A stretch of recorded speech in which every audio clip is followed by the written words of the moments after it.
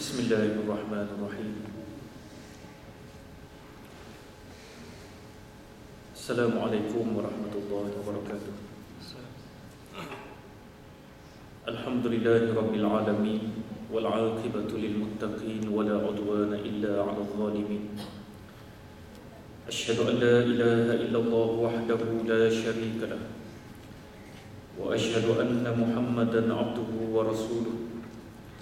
Allahumma salli ala sayyidina Muhammad wa ala alihi wa ashabihi wa man da'a bi da'watihi ila yaumiddin, amma ba'd. Muslimin muslimat yang dirahmati Allah sekalian, marilah sama-sama kita memohon bimbingan daripada Allah Subhanahu wa taala dengan bacaan Ummul Kitab Al-Fatihah. Bismillah.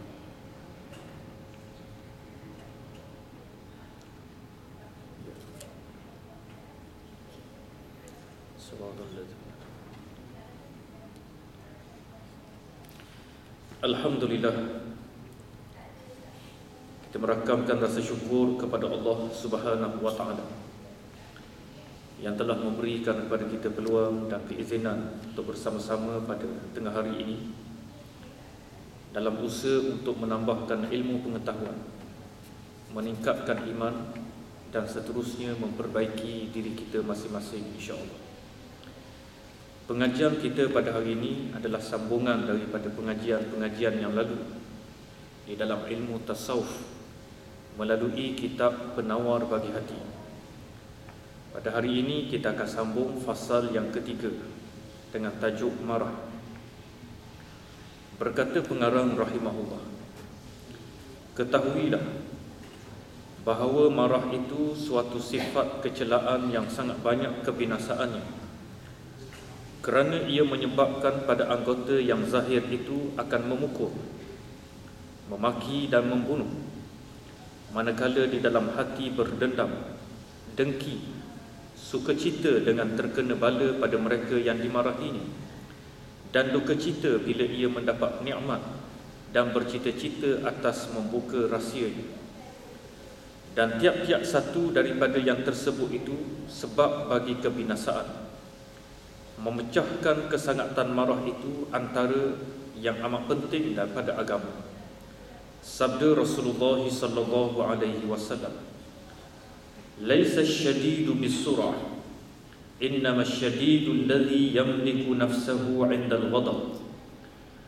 Bukanlah yang sangat kuat itu yang tiada dapat direbahkannya oleh beberapa orang lelaki.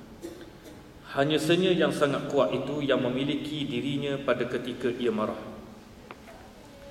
Ertinya, ia kuasa menahan dirinya daripada umpama memaki dan memukul pada ketika ia marah terhadap seseorang yang lebih dhaif daripadanya. Seorang lelaki berkata kepada Rasulullah sallallahu alaihi wasallam, "Suruhkanlah daku dengan satu pekerjaan, tetapi sedikitkan." Maka sabda Rasulullah sallallahu alaihi wasallam, "La taghdab." Engkau jangan marah.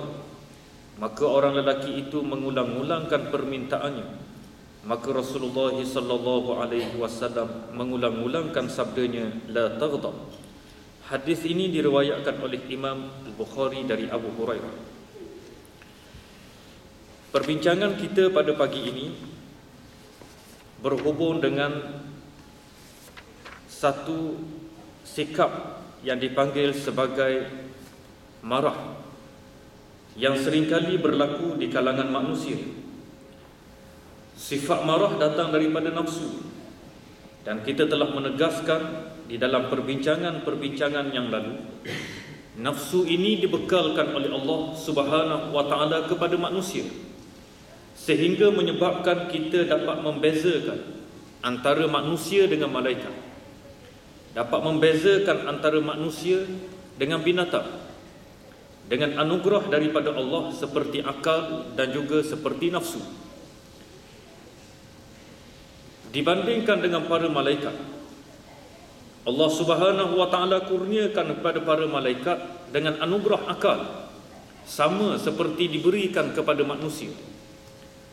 Tetapi malaikat tidak diberikan oleh Allah Subhanahu wa taala dengan nafsu. Sangat berbeza dengan manusia. Allah Subhanahu wa taala kurniakan nafsu untuk dirinya.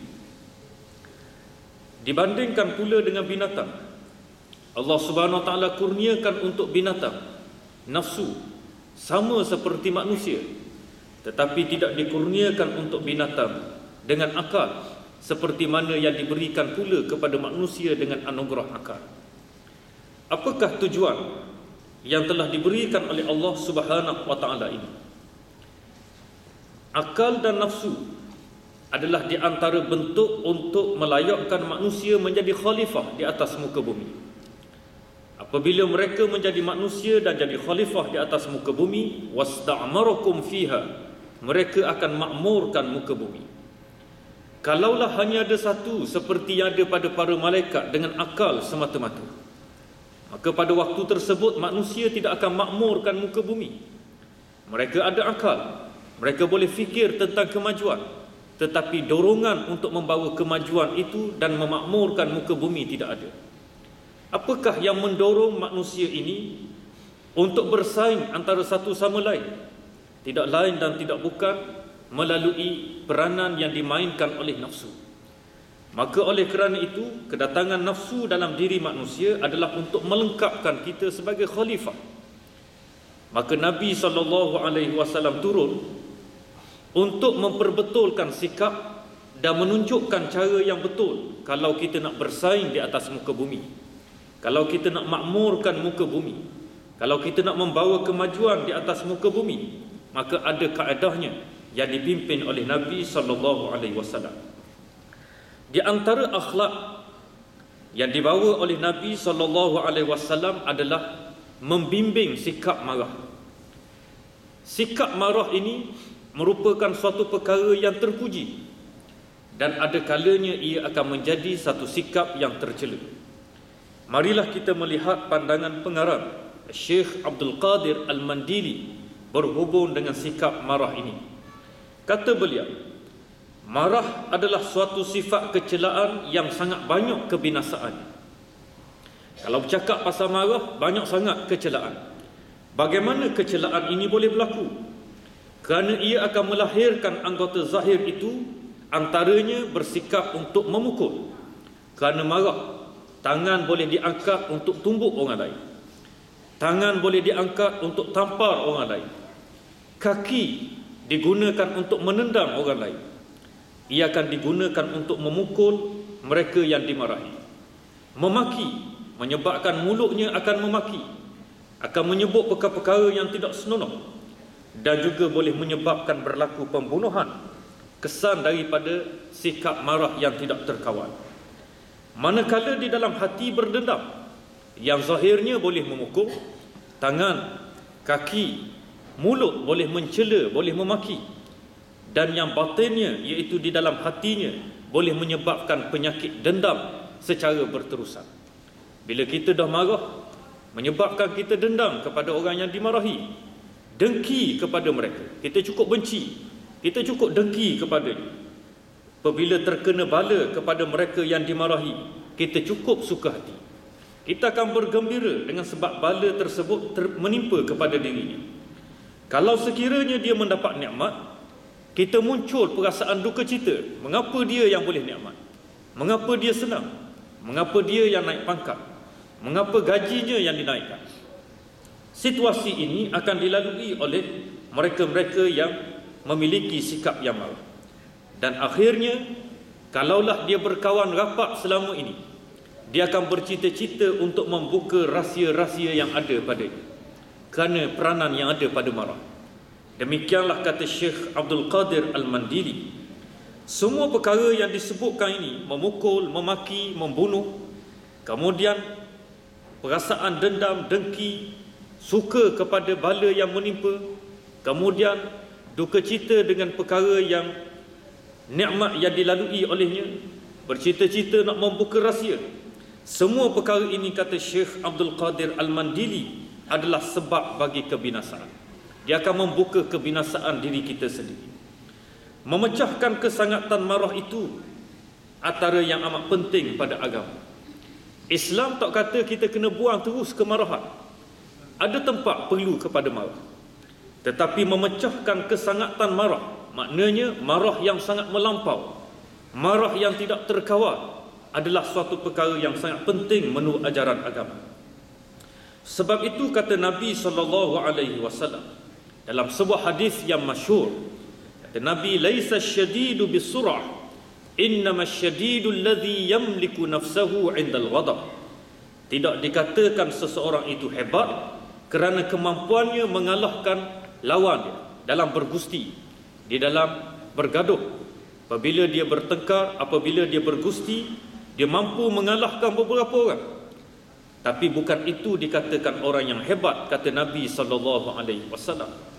Tetapi orang yang hebat, Nabi menyatakan dan menjelaskan, innamasyadidul ladzi yamliku nafsahu 'indal ghadab. Orang yang hebat itu adalah orang yang mampu untuk menguasai dirinya ketika mana dia marah. Maknanya, Nabi tidak minta supaya kita ni bunuh terus perasaan marah, hilangkan terus perasaan marah, kerana ia agak mustahil. Perasaan marah ini ia muncul daripada kecil, daripada bayi. Tuan-tuan boleh tengok bayi, apabila dia lapar, muncul perasaan marah. Marah kerana lambat untuk disuakan makanan, disuakan susu kepadanya. Cara bayi untuk menunjukkan dia marah, memberontak, adalah dengan tangisan yang berpanjangan. Dapat saja makanan, dia senyap. Dapat saja susu, dia akan mendiamkan diri. Ini menunjukkan asuhan sikap marah ini sudah bermula daripada kecil. Sengaja didatangkan oleh Allah Subhanahu Wa Taala. Marah tidak boleh dihilangkan, tetapi marah boleh untuk kita kuasainya, seperti yang telah disebutkan oleh Nabi SAW. Di dalam hadis yang lain, para hadirin sekalian, ada seorang lelaki, dia mari berjumpa dengan Nabi. Lalu dia kata kepada Rasulullah SAW, tunjukkan kepada aku pekerjaan yang bagus untuk aku lakukan, tapi aqlil, kamu sedikitkan untuk aku. Maknanya kamu cadang amalan tersebut, tapi amalan tersebut jangan banyak sangat, aku tak larat nak buat. Lalu Nabi SAW kata, la taghdab, kamu jangan marah.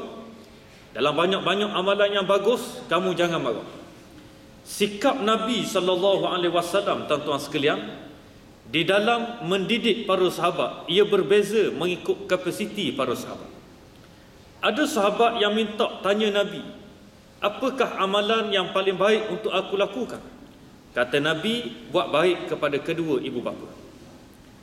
Ada ketikanya ada sahabat bertanya, apakah yang patut untuk aku lakukan wahai Rasulullah?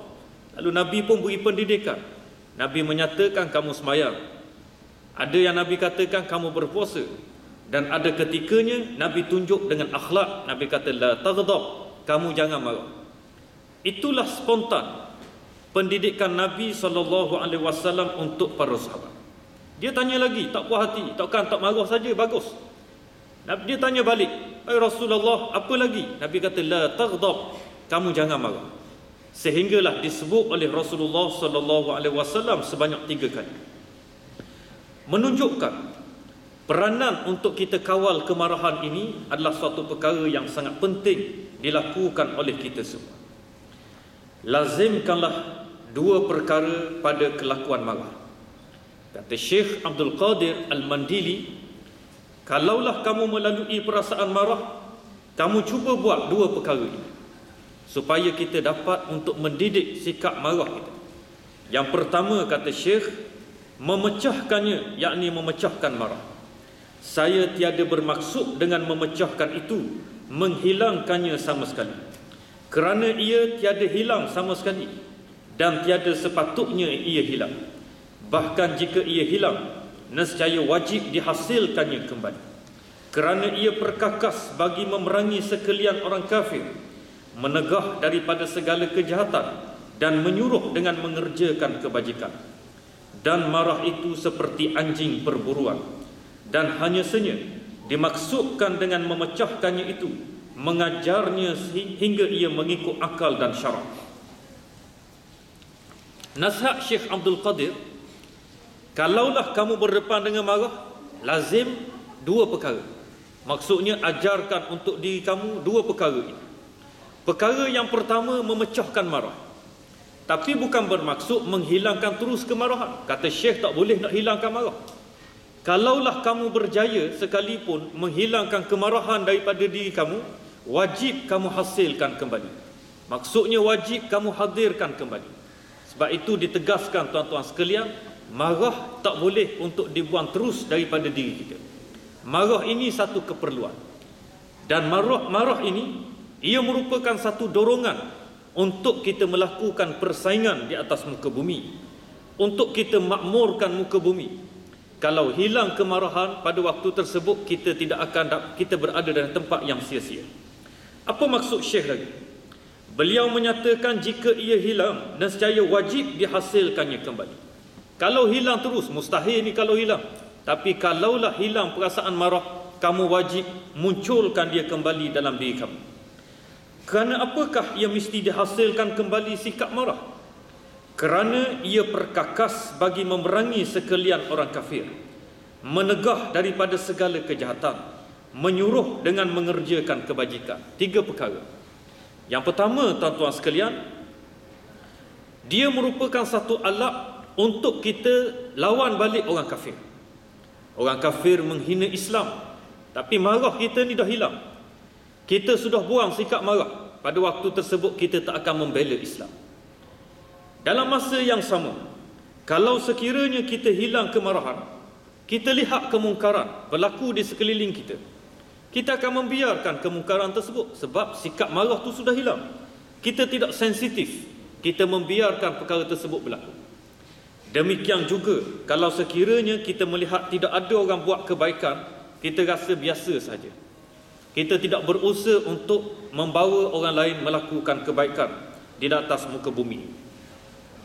Di dalam Al-Quranul Karim, Allah Ta'ala menyebut, إِذْ جَعَلَ الَّذِينَ كَفَرُوا فِي قُلُوبِهِمُ حَمِيَّةَ الْجَاهِلِيَّةِ فَأَنْزَلَ اللَّهُ سَكِينَتَهُ عَلَى رَسُولِهِ وَعَلَى الْمُؤْمِنِينَ. Kenang balik oleh kamu ihsan daripada Allah Subhanahu wa Ta'ala ketika orang-orang kafir itu menimbulkan perasaan sombong, angkuh yang ada dalam hati mereka terhadap kebenaran Islam. Islam yang didatangkan oleh Nabi Muhammad sallallahu alaihi wasallam. Tapi orang kafir kata Islam ni tak betul. Mereka bantah apa yang dibawa oleh Nabi, sehingga akhirnya mereka bantah dengan bentuk yang cukup sombong, cukup angkuh menentang Nabi. Hamiyatul jahiliyah. Pada waktu tersebut datang perasaan marah. Bila datang perasaan marah, fa anzalallahu sakinatahu ala rasulihi wa ala almu'minin. Allah munculkan, turunkan perasaan semangat terhadap orang-orang, terhadap Rasul, terhadap orang beriman, untuk memastikan bahawa Islam ini terus terbela. Kalaulah hilang sifat marah, tuan-tuan sekalian, kita tak rasa apa pun. Kamu nak hina Quran, hinalah. Seperti yang berlaku di Indonesia tempoh hari. Tuan-tuan menyaksikan bagaimana umat Islam di Indonesia bangkit untuk menunjukkan sikap marah. Kalaulah tidak ada sikap marah, terpulanglah. Nak hina Quran pun tak apa, nak pijak Quran pun tak apa, nak kata kepada Quran pun tak apa. Tetapi dengan ada sikap marah, kita akan membela balik Al-Quranul Karim dengan apa jua kapasiti yang kita ada untuk melakukan pembelaan. Di dalam ayat yang lain kata Allah, walladzina ma'ahu asyidda'u 'alal kuffar, dan orang-orang yang bersama dengannya ialah orang-orang yang tegas terhadap orang-orang yang kafir. Orang kufar yang dimaksudkan ini adalah kufar yang menentang, kufar yang membenci kepada Islam.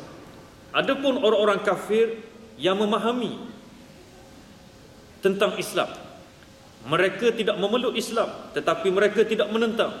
Mereka bukan daripada kalangan orang-orang yang kita buat secara bentuk kekerasan. Maka asyidda'u 'alal kufar, antara sikap kita tunjuk marah, sikap ketegasan yang ditunjukkan oleh umat Islam. Di dalam ayat yang lain, ya ayyuhan nabi jahidil kuffar wal munafiqin waghluz 'alaihim. Wahai nabi, ditujukan ayat ini kepada Nabi Muhammad sallallahu alaihi wasallam. Wahai nabi, Jahidil kufar, berlawanlah oleh kamu akan orang-orang yang kafir itu, dan juga orang-orang yang munafik. Waghluz alaihim, dan kamu mesti bertegas dengan mereka. Para hadirin yang dirahmati Allah sekalian, sebab itu dia menjadi perkakas, menjadi suatu alat untuk kita memerangi orang-orang yang kafir, membawa kebaikan, dan seterusnya kita nak mencegah daripada melakukan kemungkaran. Kata Syekh lagi, marah itu seperti anjing perburuan, dan hanya saja dimaksudkan dengan memecahkannya itu, mengajarnya hingga ia mengikut akal dan syarak. Anjing perburuan, tuan-tuan sekalian, kita mesti didik, kita mesti ajar peranan yang perlu dilakukan oleh anjing yang terlibat di dalam perburuan. Dia tidak akan memakan hasil buruan tersebut, dia hanya ambil, merebut, kemudian dia mengejar hanya untuk kepentingan tuannya. Maka marah demikianlah sifatnya. Kita mendidik sikap marah dengan tujuan untuk dia mengikut telunjuk kita, mengikut pedoman Al-Quran, mengikut pedoman akal dan syarak. Kalaulah berlaku penghinaan terhadap Islam, maka kita menggunakan marah ini sebagai anjing perburuan. Manakala kalau sekiranya kita bersikap marah antara sesama kita, kita mengawalnya dengan cukup baik, tidak melepaskan nafsu amarah kita ini kepada rakan kita yang lain, maka pergerakannya biarlah dengan sebab petunjuk daripada akal dan syarak. Diamnya biarlah dengan sebab petunjuk daripada keduanya, dan ia tiada menyalahi keduanya. Seperti anjing perburuan menurut perintah tuannya, dan yang demikian itu mungkin dengan bersungguh-sungguh pada mengajarnya, iaitu membiasakan pada lambat marah dan membiasakan pada memaafkan di samping ada berbagai sebab untuk marah. Maka ia perlu kepada latihan. Oleh kerana kita nak memecahkan sifat marah, kita perlu untuk laksanakan beberapa latihan supaya kita tidak terbiasa dengan sikap marah yang cepat.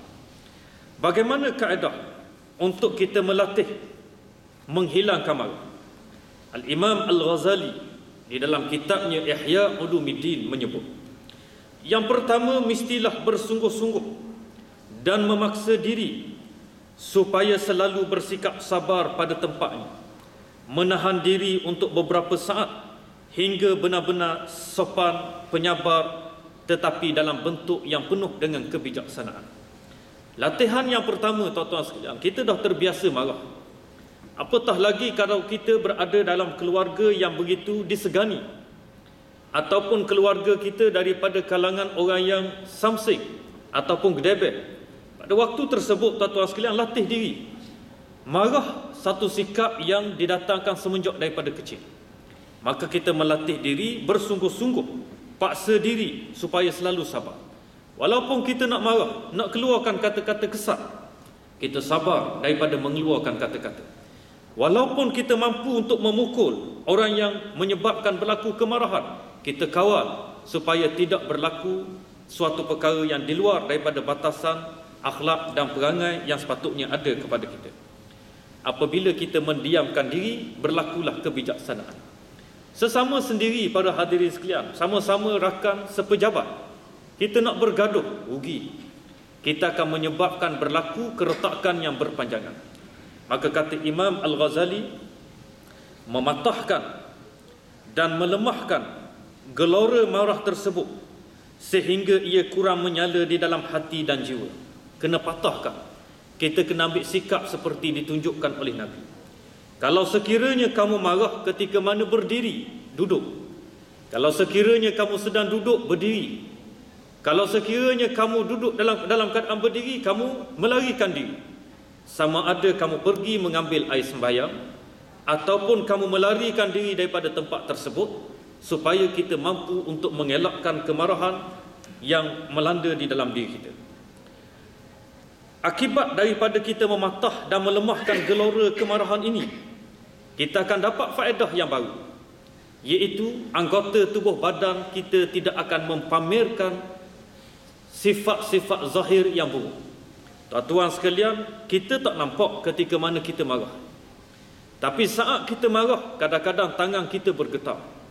Saat kita marah, muka kita jadi merah. Saat kita marah, suara kita juga berada dalam keadaan yang tidak stabil. Saat kita marah, bibir kita diketak, bibir kita berada dalam keadaan yang bergetar. Saat kita marah, rupa kita akan berubah menjadi rupa yang tidak sopan dan cukup menakutkan. Sebab itu Imam Al-Ghazali menyebut, patahkan, lemahkan, dan kamu mesti ingat, seperti kamu melihat wajah kamu yang buruk ketika mana kamu marah.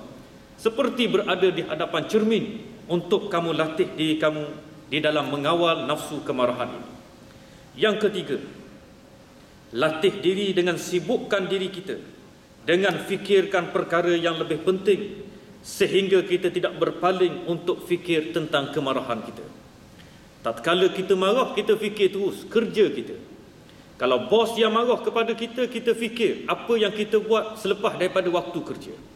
Sebab itu tuan-tuan sekalian, sangat disyorkan libatkan diri di dalam aktiviti keagamaan. Lepas daripada waktu ofis, kita duduk di dalam masjid, kita menjadi jawatan kuasa masjid surau, kita membantu aktiviti-aktiviti keagamaan di masjid surau. Di penghujung tahun seperti bulan Disember ini, kita cuba rangka program-program membantu anak-anak miskin untuk kembali ke persekolahan. Kita cuba merangka aktiviti-aktiviti lain. Bila di pejabat, tiba-tiba kita melakukan sedikit kesilapan, bos marah. Pada waktu tersebut kita fikirkan perkara yang lebih besar untuk dilakukan. Lupakan seketika dia marah, tapi berbanggalah kita ada kerja lain yang kita boleh buat selepas daripada waktu pejabat. Masa itu kita tidak akan fokus kepada marah. Kesan kita akan fokus kepada marah, kita akan berdendam seperti di awal yang disebutkan tadi. Bagi yang tidak mengikuti daripada awal kelas ini, kita ulang balik. Kesan daripada marah, dia akan memburukkan anggota zahir. Anggota zahir seperti tangan sanggup memukul, sanggup membunuh, sanggup menendang kaki kita. Kita juga sanggup untuk memaki. Ini anggota zahir. Anggota batin seperti hati, dia akan timbulkan sikap dendam, dia akan timbulkan sikap dengki, dan dia akan timbulkan pelbagai sikap-sikap yang buruk setelah hati ini mula membenci. Kesan daripada marah. Sebab itu tuan-tuan sekalian, tanpa iman, tanpa ilmu, kita sanggup untuk khianati orang lain yang kita marah. Kerana dengki, kerana dendam. Contoh, tuan-tuan biasa dengar bagaimana orang-orang terlibat, orang Melayu yang biasa terlibat dengan menyakiti orang lain dengan usaha sihir kerana dendam. Dendam ini datang kerana sifat marah. Bila mana dia tidak memiliki kuasa untuk buat sesuatu, maka dia memilih jalan singkat, melakukan usaha menyihir orang lain. Kemudian orang tersebut sakit, kita gembira dengan kesakitannya. Kita gembira dengan apa musibah yang dilalui oleh orang lain. Tak tahu, kita seorang yang tahu. Maka pada waktu tersebut, para hadirin sekalian, dendam ini menyebabkan kita rosak. Bukan saja pada hatinya, bukan saja pada anggota zahirnya, termasuk kita sanggup melakukan perkara yang syirik kepada Allah. Oleh kerana itu, apabila kita diselubungi dengan sifat marah, latih diri dengan 3 perkara ini. Cuba buat perkara yang menyibukkan kita dengan perkara yang lain, barulah kita boleh latih diri, hilangkan sikap ataupun sifat marah yang sentiasa mengawal diri kita. Yang kedua, para hadirin sekalian, memeliharakan marah itu pada ketika ia berkobar-kobar dengan menahannya barang yang di dalam hati. Untuk kita lazimkan ketika marah, kena tahan, pelihara marah. Bila datang saja marah, kita tahan. Tahan di dalam hati kita dengan sehebat yang mungkin untuk memastikan kita tidak merosakkan akhlak, merosakkan anggota zahir, merosakkan hati kita, kesan daripada kita tidak memelihara marah dan kita melayan kemarahan tersebut. Cara menahan marah. Yang pertama, dengan pengetahuan. Ia mengetahui bahawa tiada ada sebab baginya marah, melainkan ia engkar bahawa berlaku sesuatu itu atas kehendak Allah Subhanahu wa taala, bukan atas kehendak dirinya. Dan ini sehabis-habis jahil. Dan lagi ia mengetahui bahawa marah Allah Ta'ala lebih besar daripada marahnya. dan limpah kurniaan Allah Ta'ala lebih besar beberapa kali daripada mendurhaka akan Tuhannya, maka Allah Ta'ala tiada memarahi. Dan engkau hendaklah ingat bahawa engkau lebih wajib mengikut perintah Tuhan daripada yang engkau marahi itu mengikut perintah engkau. Yang pertama, tuan-tuan sekalian, biar ada ilmu. Apa maksud ada ilmu? Satu disiplin yang mesti kita ada. Kita bayangkan begini, kita hamba kepada Allah. Hamba, tuan-tuan sekalian, dalam bahasa yang kita guna adalah kuli. Hamba kepada Allah dalam bahasa yang lebih tepat, kita boleh kata kuli batak. Kuli batak, tuan-tuan sekalian, kalau kita ada kuli batak, kita nak upah dia pun boleh, kita tak nak upah pun tak apa. Maknanya dia kena buat kerja kita. Kita dengan Allah demikian. Kita perlu merasai bahawa kita ni kuli batak pada Allah. Allah nak bagi upah boleh, Allah tak nak bagi pun tak apa. Kenapa Allah Ta'ala bagi upah pada kita dengan pahala dan syurga? Sebab adilnya Allah. Bila kita buat perkara yang baik, kita menunaikan solat, kita menunaikan puasa, kita buat segala macam arahan Allah, lalu Allah kurniakan kepada kita pahala dan dikurniakan syurga. Itu adilnya Allah, kasih sayang daripada Allah. Kalaulah kita nisbahkan pada hadirin sekalian, layak ke kita dapat syurga daripada Allah dengan ibadat yang kita buat? Nescaya kita akan jawab tak layak. Sebab tuan-tuan sekalian, Al-Imam Ibnu Athaillah As-Sakandari menyebut, jangan kamu bergembira dengan amalan yang kamu lakukan kerana ia datang daripada kamu. Jangan gembira lagi. Kamu solat berjamaah tak tinggal, kamu puasa sunat kamu tak tinggal, ibadah umrah tiap-tiap tahun kamu pergi, macam-macam perkara yang baik kamu lakukan. La tafrah, jangan gembira lagi. Kenapa tak boleh gembira? Kerana kamu anggap itu mari daripada kamu. Tapi bergembiralah oleh kamu apabila kamu merasakan ia datang daripada Allah. Kamu dapat solat jamaah kerana kurniaan daripada Allah. Kamu dapat berpuasa kerana kurniaan daripada Allah. Kamu dapat bersedekah kerana ia kurniaan daripada Allah. Kamu dapat mengasihi anak yatim kerana ia kurniaan daripada Allah. Barulah kamu boleh bergembira. Tuan-tuan sekalian, ada kebenaran disebut oleh Al-Imam Ibnu Athaillah As-Sakandari. Manakah kebenaran tersebut? Bayangkan, kita kata kita dapat hadir salat berjamaah, tiap-tiap waktu kita hadir. Allah Subhanahu Wa Taala yang memberi peluang kepada kita. Satu, kita tak sakit. Kita tidak memiliki penyakit kencing dedas sebagai suatu contoh yang menyebabkan kita tak selesa. Kita seringkali masuk ke tandas. Kita seringkali duduk dalam keadaan terpaksa berjaga-jaga, membalut kemaluan supaya tidak terkeluar air kencing yang tidak mampu dikawal oleh kita. Menunjukkan pada waktu tersebut bagaimana nak berulang alik ke masjid dalam keadaan kita dedas. Allah selamatkan kita daripada penyakit tersebut. Allah Subhanahu Wa Taala pelihara lagi kita. Kita memiliki tubuh badan yang sihat. Lutut kita tak sakit. Kita mampu untuk berulang alik ke masjid, ke surau dengan penuh kesenangan. Menunjukkan Allah pilih dan Allah beri peluang kepada kita. Ada daripada kalangan mereka yang dah ulang alik ke masjid, tiba-tiba Allah Ta'ala panggil dengan satu penyakit yang dipanggil stroke. Separuh badan, walaupun dia pernah bergelar imam di masjid, Allah datangkan penyakit, dia tidak mampu lagi berulang alik ke masjid. Oleh kerana itu, jangan gembira kerana kamu, bergembiralah dengan ibadat tersebut kerana ia datang daripada Allah. Maka para hadirin yang dirahmati Allah sekalian, kita nak cuba bayangkan, nak kawal kemarahan. Kalaulah kita diperintahkan dengan macam-macam perkara, tiba-tiba kita masih lagi engkar. Allah suruh solat, kita tak solat. Allah suruh puasa, kita tak puasa. Allah suruh kita menunaikan zakat, kita tak tunaikan zakat. Tapi Allah marah ke tidak kita? Allah tunjukkan ke tidak kepada kita kemarahan? Umpamanya tuan-tuan sekalian, tak solat, Allah SWT tunjuk kemarahannya. Pada waktu tersebut kita terus demam.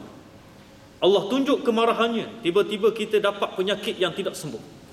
Tuan-tuan sekalian, Allah tidak datangkan perkara tersebut. Berapa ramai yang tidak solat, lalu mereka angkuh, tak ada pun bala yang turun kepada aku. Dia rasa dia tidak menimpa apa-apa kepada diri. Allah tak tunjuk kemarahan, walaupun kita langgar dan tidak melaksanakan perintah Allah. Kalaulah kita nampak perkara ini, maka pada waktu tersebut kita cuba bayang, mengapa kita nak marah pada orang lain? Dalam keadaan kerana dia gagal untuk sempurnakan hasrat isi hati kita. Kita dah keluarkan satu arahan untuk dia buat dengan sebaik yang mungkin. Dia dah usaha dengan baik, pada waktu tersebut kita hilang kewarasan. Kita maki hamung dia. Kita kata dengan kata-kata yang merosakkan, menyebabkan hatinya hancur berkecai. Mengapa kita buat perkara demikian? Sedangkan kita sendiri dengan Allah pun kita tak mampu buat dengan bentuk yang penuh kesempurnaan. Bila kita fikir demikian, kita akan merendah diri kepada Allah. Kita akan berdoa kepada Allah supaya mereka ni boleh buat dengan kerja yang baik. Boleh marah ke tidak? Boleh. Tapi dalam bentuk yang tidak hilang kewarasan kita. Tidak ada maki hamun. Kalau kita marah, kerja tak siap dengan baik, kita marah. Tapi marah dalam bentuk yang penuh dengan adab sopan, marah yang tidak menyebabkan hancur, berkecai hati manusia yang lain. Maka dia ada akhlak dan dia ada adab yang sepatutnya dilakukan oleh kita. Kita yakin, kita tak mampu untuk buat sehebat Nabi SAW. Tak mungkin kita boleh sehebat para sahabat. Tetapi kita mampu untuk contohi mereka dalam beberapa aspek. Yang lepas itu lepas, kemudian yang akan datang kita bimbing diri kita dengan cara yang terbaik. Yang kedua, cara nak menahan kemarahan adalah dengan tindakan, iaitu ia mengucap ta'awuz ketika marah. Apakah makna ta'awuz? Ucapan a'udzubillahi minasyaitonir rajim. Kita amal ataupun tidak, tuan-tuan sekalian? Bila rasa marah, ucapan ni keluar terus spontan, keluar daripada mulut kita. Jarang perkara ni berlaku. Kita akan marah dulu, barulah kita rasa menyesal. Lazimi cara untuk kita kawal kemarahan ini dengan ucapan ta'awuz. A'udzubillahi minasyaitonir rajim. Bila sebut saja perkataan ini, maka pada waktu tersebut dia akan melembutkan terus hati kita. Kita rasa nak marah, tapi kita akan segan dengan Allah. Kita akan rasa kita perlu untuk menghormati orang lain. Pada waktu tersebut Allah akan campurkan perasaan yang lembut dalam diri kita. Seperti yang datang daripada hadis riwayat Imam Bukhari dan Muslim. Kerana marah itu dari angkara syaitan. Jika marahnya tiada berhenti dengan perkataan ini, maka hendaklah ia duduk. Jika ia berdiri, dan hendaklah ia berbaring jika ia duduk. Dan jika tiada padam marahnya dengan duduk atau berbaring itu, maka hendaklah ia mengambil air sembahyang. Ini step yang disusun oleh Nabi. Datang je perasaan marah, a'udzubillahi minasyaitonir rajim. Tak hilang lagi kemarahan, masa tu kita berdiri, kita duduk. Ataupun ketika tu kita duduk, kita boleh berbaring. Ataupun kita boleh berpaling daripadanya ketika kita marah. Mengubah posisi kedudukan. Tak hilang lagi kemarahan, pergilah mengambil air sembahyang. Ini yang dididik oleh Nabi SAW. Sabda Nabi SAW, innal ghadaba minasyaitan wa inna syaitana khuliqa minan nar wa innama tudfa'un naru bil ma' fa idza ghadiba ahadukum falyatawadda. Sesungguhnya marah itu daripada syaitan. Marah ni dia mari daripada syaitan. Tapi tuan-tuan sekalian, saya dah sebut tadi, marah mari daripada nafsu. Syaitan juga membawa kemarahan ini dalam diri kita. Syaitan tugas dia menghasut. Nafsu benda yang dah ada dalam diri kita. Sebab tu naluri kemarahan ini sudah daripada kecil ada di dalam diri kita. Tuan-tuan sekalian, bila kita memahami perkara tersebut, saya nak memberikan satu gambaran peranan syaitan. Syaitan, tuan-tuan sekalian, ada tempat dia akan hasut, ada tempat dia tak perlu libatkan diri. Orang yang tidak mengawal kemarahan dah terbiasa bila mana marah dia terus untuk melepaskan kemarahan. Syaitan tak payah untuk berperanan, cukup dengan nafsu dia. Sebagai suatu contoh, tuan-tuan sekalian, musim orang pergi ibadah umrah contoh, ataupun haji. Orang pergi haji, tuan-tuan sekalian, daripada kalangan orang kaya. Dan orang kaya ni pula, dia bukan kaya dengan kekayaannya, dengan usaha gigihnya, tapi dia kaya kerana rasuah. Dia kaya kerana penyelewengannya. Dia kaya dengan penyalahgunaan kuasanya. Lalu dia memiliki harta yang banyak.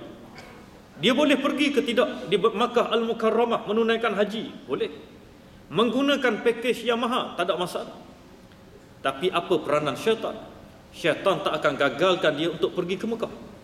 Syaitan akan membiarkan, kerana jalan dia pergi ke Mekah pada waktu tersebut sudah pun silap. Dia menggunakan harta yang dikutip daripada rasuah. Pada waktu tersebut syaitan sudah cukup yakin hajinya dia tak boleh haji yang mabrur. Allah akan menolak hajinya kerana harta yang dikutip olehnya harta yang haram. Tapi sangat berbeza tuan-tuan sekalian dengan penoreh getah. Penoreh getah yang menggunakan titik peluhnya sendiri, yang mengumpulkan satu hari RM1 dalam tempoh berpuluh tahun untuk memastikan dia memiliki peluang yang sama menunaikan ibadah haji di Makkah Al-Mukarramah. Menyimpan tabungan di tabung haji. Syaitan akan menggoda dia pada waktu tersebut, bukan menunggu masa untuk sampai menunaikan ibadah haji, tapi masa menabung pun syaitan telah menggodanya. Kita tidak ada apa kat rumah, duit simpanan dalam tabung haji banyak, apa salahnya kita beli sikit barang? Syaitan menggodanya.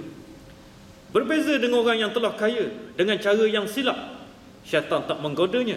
Syaitan mempermudahkan jalannya pergi menunaikan ibadah haji. Ini beza.